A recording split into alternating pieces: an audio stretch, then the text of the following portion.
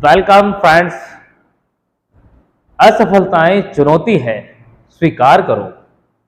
असफलताएं चुनौती है, स्वीकार करो। कहाँ कमी रह गई देखो, सुधार करो। कहाँ कमी रह गई देखो और सुधार करो। जब तक सफल ना हो नींद चैन को त्यागो तुम। जब तक सफल ना हो नींद चैन को त्यागो तुम। संघर्ष के इस मैदान को छोड़कर यूं ना भागो तुम। संघर्ष के इस मैदान को यूं ना छोड़ करके भागो तुम। बिना कुछ किए जय जयकार नहीं होती, कोशिश करने वालों की कभी हार नहीं होती। तो स्वागत है आप सभी मित्रों का मेरे इस YouTube चैनल स्पर्धा पर।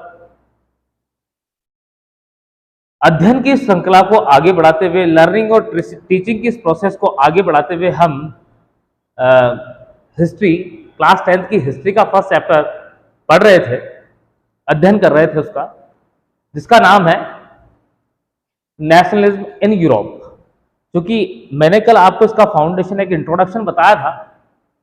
यूरोप जो है वो पूरा एक कॉन्टिनेंट है, उसमें अनेक देश जो है वो है, लेकिन हम लोग जो पढ़ने जा रहे हैं वो यूरोप में एक देश है फ्रांस। फ्रांस की क्रांति के बारे में जानकारी प्राप्त करने जा रहे हैं। सबसे पहले मैंने आपको सामने एक मैप ड्रॉ किया हुआ है, आप थोड़ी सी देर के लिए इस पे आइए। ये वेस्ट पार्ट ऑफ यूरोप है, आपको दिखाई दे रहा होगा। इसके यूरोप के वेस्ट पार्ट के बिल्कुल वेस्ट में फ्रांस एक देश नॉमिनेटेड किया हुआ है मैंने। देन उसी के पास जर्मनी, उसी के पास ऑस्ट्रिया, उसी के पास से मतलब उसके नीचे। देन साउथ पार्ट में इटली, और ये बीच वाला जो हिस्सा है ये स्विट्जरलैंड है। अब आपको एक मोटा मोटा एक आइडिया दिख रहा होगा कि यूरोप में फ्रांस की स्थिति क्या है। बाकी जो अदर कंट्रीज का नाम मैं बोल रहा हूं, जर्मनी, इटली, ये भी आपके फर्स्ट चैप्टर में इंडिकेशन है इनका। फ्रांस की क्रांति के बाद इन बाकी जो कंट्रीज हैं, इन बाकी जो देश हैं, इनमें क्या परिवर्तन हुए और इनमें क्या क्या यूनिफिकेशन हुआ, ये सारी बातें हम क्रमबद्धता के साथ लगातार पढ़ते रहेंगे। आइए, सबसे पहले हम first chapter nationalism in Europe की बात कर रहे हैं, अर्थात यूरोप में राष्ट्रवाद। सबसे पहली बात तो ये आ जाती है, राष्ट्रवाद क्या होता है, नेशनलिज्म क्या होता है। समझे आप? नेशनलिज्म क्या है, what is the mean of nationalism. इसे जानने के लिए हमें सबसे पहले जानना होगा व्हाट इज नेशन, देश क्या है। नेशन से ही बना है नेशनलिज्म। तो सबसे पहले हमें जो की पॉइंट है, सबसे महत्वपूर्ण जो बिंदु है, हम स्टार्टिंग यहां से करने जा रहे हैं। व्हाट इज नेशन, देश हम किसे कहेंगे या देश की एक अवधारणा क्या होती है। देखिए, अब a nation is a community of people. देश वह होता है जहां पर सामूहिक रूप से लोग रहते हैं। Formed on the basis of the common languages, जहां पर रहने वाले लोग सामान्य एक ही भाषा में बात करते हैं। हिस्ट्री, वहां का इतिहास एक जैसा हो। एंथेसिटी, एक कॉमन कल्चर, वहां की पहचान और वहां की संस्कृति भी लगभग समान हो। एंड मैनी केसेस, और इससे रिलेटेड बहुत सारे कारण हो सकते हैं समानता के। एक ही देश में एक जैसे ही लोग रहे, चाहे वहां पर परिवेश की समानता हो, वहां पर मेंटलिटी जो है वो थोड़ा समान हो, वहां का कल्चर समान हो, वहां का अगर देखा जाए तो रिलीजियस स्ट्रक्चर भी समान हो। ये सारी चीजें अगर कहीं पर मिलती है, कहीं पर ऐसे ग्रुप के लोग रहते हैं, तो a nation is a collective identity of people. और इसी प्रकार के एक पैरामीटर को तय किया गया है कि देश उसे कहेंगे कि जहां पर समान लोग समान कल्चर के साथ समान मेंटलिटी से रहते हो, वो एक देश की परिणति में शामिल किया जा सकता है। साथ ही साथ देश किसे कहेंगे, a nation is a collective identity. सभी लोगों की, सारे लोगों की एक सामूहिक पहचान जो हो। वहां पर एक ग्रुप है, बहुत सारे लोग ग्रुप में रह रहे हैं, लेकिन सभी की सामूहिक जो पहचान है, कलेक्टिव आइडेंटिटी है, अगर ये रहती है तो उस पैटर्न को, उस कलेक्टिविटी आइडेंटिटी को नेशन कहा जाता है, उसे राष्ट्र हम लोग उसे राष्ट्र कहेंगे। तो मैं समझता हूं राष्ट्र के बारे में आपको सामान्य जानकारी प्राप्त हो गई होगी। मैं एक बार फिर दोहरा रहा हूं, देश या राष्ट्र या नेशन हम उसे कहेंगे जहां पर ग्रुप में बहुत सारे लोग रहते हो, जिनकी मेंटलिटी, जिनका कल्चर, जिनका हैबिटेशन, जिनकी राष्ट्र के प्रति सोच, ये सब एक जैसी हो। इट मीन्स हम ये कह सकते हैं जहां पर सामाजिक परिवेश एक जैसा हो और एक कलेक्टिव आइडेंटिटी उनकी रहे। ऐसी स्थिति को, इस प्रकार के पैटर्न को नेशन कहेंगे, इस प्रकार के पैटर्न को हम देश कहेंगे। मैं समझता हूं 100% आपको ये बात समझ में आई होगी। देश किसे कहेंगे? देश इसे नहीं कह सकते कि जिसका कल्चर अलग है, जिसकी मेंटलिटी अलग है, उसको हम देश नहीं कह सकते। वो तो एक अलग अलग प्रकार के लोग हैं। लेकिन अगर हम लोग सामूहिक रूप से एक ही प्रकार की सोच रखते हुए हमारे एक ग्रुप को या एक बहुत बड़े समुदाय को हम इंडिकेट कर रहे हैं, आइडेंटिफाई कर रहे हैं, तो it means it is the parameter of nation. Okay, yes, these are main points of France revolutions. आप देखिए, ये कुछ महत्वपूर्ण पॉइंट्स हैं जिसके कारण हम ये मान सकते हैं कि फ्रांस में एक बहुत बड़ी क्रांति हुई।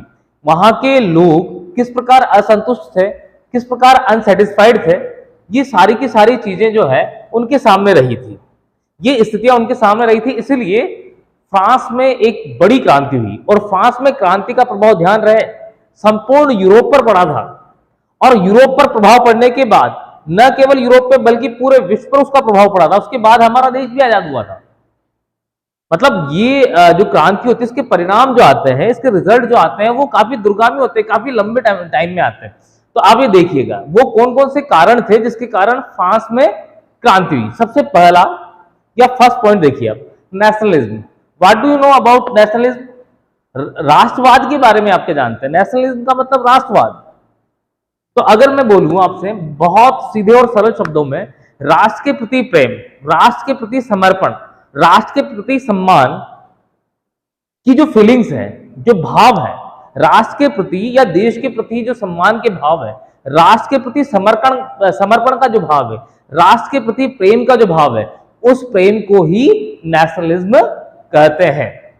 तो एक तो ये था, फ्रांस में क्रांति क्यों हुई? क्योंकि उस समय लोग राजा के बजाय अपने देश से प्रेम करने लग गए थे, फर्स्ट ऑफ ऑल। अब देखिए उसके बाद दूसरा रीजन क्या रहा होगा फ्रांस की क्रांति का? दूसरा रीजन है हैवी टैक्सेस। फ्रांस की जनता अपने शासक लुई 16 से इतनी ज्यादा परेशान थी, वहां पर एक तरह से आर्थिक घाटे में वो स्टेट चल रहा था। वहां पर काफी धन संपदा की कमी आ चुकी थी। उस दौरान भी लुई 16 जो था वो अपने खर्चों में बिल्कुल कमी नहीं कर रहा था और अपने सारे भरण पोषण के लिए वो टैक्सेस को हैवी कर देता था और बढ़ा देता था, ग्रो कर देता था। इसका सीधा इफेक्ट कहां पड़ रहा था? लोगों पर, सिटीजन्स पर। तो ये भी एक बहुत बड़ा कारण था लुई 16 के विरोध में जाने के लिए, या फ्रांस की क्रांति होने के का एक महत्वपूर्ण ये भी एक कारण था कि हैवी टैक्सेस, ड्यूटीज बढ़ा दी। अब देखिए उसके बाद नेक्स्ट पॉइंट आता है थर्ड, इनइक्वालिटी। क्योंकि आपने क्लास 9th में भी पढ़ा होगा, हालांकि ये डिटेल में क्लास 9th में है, अभी यहाँ पर बहुत शॉर्ट वे में है। क्लास 10th में फ्रांस की क्रांति, उसके बाद इटली, उसके बाद जर्मनी, इनका यूनिफिकेशन वगैरह पढ़ने को डिटेल में मिलेगा यहाँ पर। लेकिन फ्रांस की क्रांति आपने लास्ट क्लास 9th में भी पढ़ ली। अब देखिए इनइक्वालिटी, इसका सीधा सीधा मतलब है वहां पर जो वर्ग था, वहां के जो नागरिक थे वो इक्वल नहीं थे। वहां पर 3 वर्गों में डिवाइड किया हुआ था फ्रांस को, 3 वर्गों में डिवाइड किया हुआ था।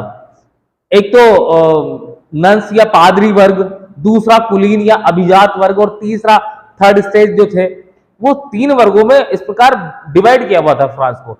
तो एक प्रकार से सारे लोगों के पास इक्वलिटी नहीं थी ना, समानता का अधिकार नहीं था। तो ये भी एक कारण था कि समान अधिकार नहीं है, तो वहां के लोग भड़केंगे, वहां के लोगों को अपने आप को फील होता था कि नहीं, हम मेरे पास ये अधिकार नहीं है, इनके पास ये अधिकार है। ये सारी चीजें, तो ये भी एक महत्वपूर्ण कारण है फ्रांस की क्रांति होने का। Then fourth, American revolution. आपने आपको जैसा पता होगा कि फ्रांस की क्रांति से पहले अमेरिका में क्रांति हुई थी और अमेरिका उस समय आजाद हो गया था। तो अमेरिका का जो सक्सेसफुल रिवोल्ट रहा, उसको देख करके भी पूरा जो विश्व है वो देख चुका था कि भाई हम अगर हमारे अधिकारों के लिए लड़ेंगे, वहां के लोग अगर फ्रांस के लोगों ने भी देखा कि अमेरिका किस प्रकार स्वतंत्र हुआ, किस प्रकार अमेरिका के लोगों ने रिवोल्ट करके जो है वहां पर मतलब एक अच्छी सत्ता को बिठाया। ये सारी चीजें देखी है, फ्रांस के लोगों ने भी देखी थी, और फ्रांस की क्यों, संपूर्ण विश्व के लोगों ने देखी थी। तो कहीं ना कहीं इंस्पिरेशन तो मिलता ही है। तो फ्रांस की क्रांति से जस्ट पहले किसकी क्रांति हुई थी? अमेरिका। अमेरिका उस समय स्वतंत्र हो चुका था। तो ये भी एक प्रकार से आग में घी डालने वाली बात हो रही थी, ये भी वो काम कर रहा था। नेक्स्ट, अब आता है fifth number point, food shortage. उन दिनों अगर हम बात करें 18वीं शताब्दी की बात करें, तो आप देखेंगे फ्रांस में उस समय ये स्थिति थी कि फ्रांस की फाइनेंशियल कंडीशन तो सही थी नहीं, लेकिन होता क्या है, उस समय वहां पर खाने या अन्न की भी कमी आ गई थी। तो जब अन्न की कमी आ जाती है तो आप जानते हैं कि जो कुलीन या रिच पीपल जो थे वो तो हर चीज को खरीद के प्राप्त कर लेंगे, लेकिन बहुत सारे ऐसे गरीब लोग भी थे ना जो वो उनके पास पैसा ही नहीं था, तो भूखे मरने वाली तान थी, भूखे मरने वाली स्थिति थी। तो उससे भी, उस कारण से भी वहां के जो लोग थे, जो गरीब लोग थे, ज्यादा संख्या तो गरीबों की होती है भाई, जो गरीब लोग थे वो असंतुष्ट थे किससे? लुई 16 से। ये भी एक बहुत बड़ा कारण रहा फ्रांस की क्रांति होने का। Then last, east west system. जैसा मैंने अभी पहले आपको बताया, वहां पर हालांकि राजा था, ठीक है, लेकिन वहां पर एक ऐसा प्रावधान था कि इन तीनों वर्गों के जो लीडर थे, इन सभी से मिलकर के राजा, और ये जो तीन वर्ग बताए थे मैंने आपको, इन तीनों के लीडर और जो किंग था, वो तीनों वो चारों एक जॉइंट सेशन बुलाते थे। उसके बाद वहां पर कुछ राय ली जाती थी बाकी तीनों से, लेकिन फाइनल डिसीजन किसका होता था? किंग का। तो अब आप देखिए, जो पहले वर्ग का और दूसरे वर्ग का जो व्यक्ति था वो तो कुलीन था, ऊपर वाले जो लोग थे वो पादरी वर्ग वाले थे, नंस थे। तो आप अगर ये देखेंगे तो वो तो हमेशा किसको सपोर्ट करते थे? किंग को। लेकिन जो गरीब व्यक्ति थे, जो एक प्रकार से पुअर पीपुल थे, वो तो बेचारा केवल अपने आप की जरूरतों को पूरा करने के लिए जी रहा था। तो उसे कुछ मांग थी राजा से कि हमें क्या क्या चीजें चाहिए होगी। तो इस प्रकार ये स्टेट सिस्टम था। मतलब आप ये मान सकते हैं, फ्रांस की जनता के प्रतिनिधि जो तीन वर्गों में होते हैं और राजा, इन चारों के कंसर्न से जो ऑर्डिनेंस पास होता है वो किसमें होता था? इस स्टेट सिस्टम में। तो ये भी एक बहुत बड़ा कारण था रिवोल्ट करने का। क्यों? क्योंकि इस वाले सिस्टम में, इस सिस्टम में हमेशा राजा राजा अपनी बात मनवाने में काबिल हो जाता था, मतलब सक्षम हो जाता था। हमेशा प्रथम स्टेट वाले और सेकंड स्टेट वाले लोग किसको सपोर्ट कर रहे थे? किंग को। तो वो हमेशा अपने बहुमत को सिद्ध कर लेते थे, और जो गरीब लोग, पुअर पीपुल थे, वो हमेशा अपने आप को दबा हुआ, कुचला हुआ और फंसा हुआ मानते थे। ये भी एक बहुत बड़ा कारण रहा है रिवोल्ट का। और चूंकि मैंने आपको पहले बताया, ज्यादा से ज्यादा संख्या तो गरीबों की ही होती है, तो गरीबों ने, पुअर पीपुल ने आराम से वहां पर रिवोल्ट में भागीदारी दी, और इस प्रकार फ्रांस का एक बड़ा रिवोल्ट, एक महान क्रांति होती है। Yes, let's come. इससे पहले मैंने आपको फ्रांस की क्रांति के कुछ कारण बताए थे। तत्पश्चात क्रांति हुई। क्रांति जब हुई थी, रिवॉल्यूशन जब हुआ था, तब फ्रांस की स्थिति क्या थी? क्रांति से क्या क्या परिवर्तन हुए, और क्रांति किसके अगेंस्ट थी? आइए आपको कुछ सामान्य बिंदुओं के द्वारा मैं आपको समझाता हूं। यस, फ्रांस रेवोल्यूशन, फ्रांस की क्रांति। फ्रांस रेवोल्यूशन जब हुआ था, उस समय शासक, रूलर कौन था भाई? उस समय फ्रांस का राजा था लुइस 16। कौन? लुइस 16। देन अगर ये रिवॉल्यूशन हुआ तो ये रिवॉल्यूशन हुआ कब भाई?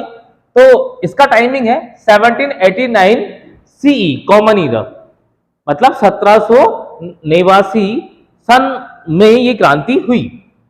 अब देखिए, रिवोल्ट फॉर व्हाट? भाई क्रांति हुई, रिवोल्ट हुआ, क्रांति हुई तो क्यों हुआ? तो अगेंस्ट मोनार्की, मोनार्की ये नहीं होता है राजतंत्र, राजतंत्र के खिलाफ, क्योंकि राजा था, राजतंत्र के खिलाफ और डेमोक्रेसी को स्टेबल करने के लिए, मतलब लोकतंत्र को स्थापित करने के लिए। लोकतंत्र का मतलब आगे मैं आपको बताऊंगा, अभी सामान्य एक सामान्य परिभाषा से मैं बात कर देता हूं। What do you know about democracy? Democracy का मतलब होता है लोकतंत्र, अर्थात जनता का, जनता के द्वारा जनता के लिए बनाया या होने वाला तंत्र क्या कहलाता है? लोकतंत्र। It means democracy. तो अभी आप देखते हैं हमारा जो देश है इंडिया, ये डेमोक्रेटिक कंट्री है, क्योंकि हम यहाँ पर इलेक्ट करते हैं, हम किसी भी कैंडिडेट या रिप्रेजेंटेटिव जो भी होता है उसको हम लोग अपना वोट कास्ट करके इलेक्ट करते हैं, चुनते हैं। तो it is the system of democracy. तो वहां पर रिवोल्ट क्यों हुआ था? राजतंत्र को हटाने के लिए, इट मींस मोनार्की सिस्टम को अवॉइड करने के लिए, हटाने के लिए, और डेमोक्रेसी को स्टेबलाइज करने के लिए भी रिवोल्ट हुआ था। आगे देखिए। अच्छा, इस रिवोल्ट से चेंजेस क्या क्या हुए भाई? परिवर्तन क्या आया? देखिए, इस रिवोल्ट से चेंज हुआ पावर ऑफ द फ्रांस, अर्थात फ्रांस स्टेट या फ्रांस देश का जो पावर था, जो सत्ता का पावर था, फ्रॉम किंग, वो राजा से, to the people of France, अब वो राजा से हट करके कहां आ गया? लोगों में। इट मींस ये देखो, डेमोक्रेसी का सबसे बड़ा उदाहरण यही तो है। डेमोक्रेसी में अंतिम शक्ति वहां के लोगों के पास होती है, जबकि राजतंत्र यानी मोनार्की में अंतिम शक्ति राजा के पास होती है। तो मोनार्की सिस्टम को हटाने के लिए, डेमोक्रेसी को स्टेबल करने के लिए, स्थापित करने के लिए ये क्रांति हुई थी, और इसका ये इफेक्ट रहा, इसमें ये चेंजेस हुए। इस क्रांति से ये चेंजेस हुआ कि जो किंग के पास जो पावर था फ्रांस को डील करने के लिए, फ्रांस पर शासन करने के लिए जो पावर किंग के पास था, अब किसके पास आ गया? लोगों, सामान्य लोगों के पास, वहां के नागरिकों के पास। अब इसके पश्चात एक और टॉपिक होता है, महत्वपूर्ण बिंदु है जैकोबिन क्लब। तो जैकोबिन क्लब और नेपोलियन की बात हम नेक्स्ट सेशन में करेंगे। Okay, thank you.